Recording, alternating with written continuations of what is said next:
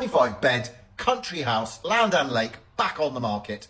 Otterburn Hall that was in an auction last year, guided at 150k, I believe sold for 265k, is now back on the market at 220. It does look an amazing building, and it is grade 2 listed, and maybe that is what is actually concerning the current buyer, because having to put this back into the condition that it was when it was listed is going to be hugely expensive, and that's why you're getting so much property for this kind of money. So it'll be interesting to see what happens in the auction. It is going in the auction on the 27th of March.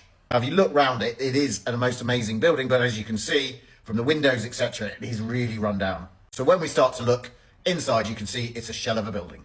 Obviously, water is getting in, just everything needs doing. And hence why this is the guide price. I mean, maybe you'll be able to rescue some features, and you can see, obviously in its grandeur, it was obviously a really nice property. So let me know your thoughts on this one, because as you can see, internally it needs a lot of work. You do get a bit of land and a lake, and there are still some original windows. But putting something like this back into its original condition, it's gonna cost a fortune. You know, I reckon we're into 7 figures easily. And hence why, even though it's got this lake, a lovely outside and approach, and, you know, big gardens, that it's guided at 220.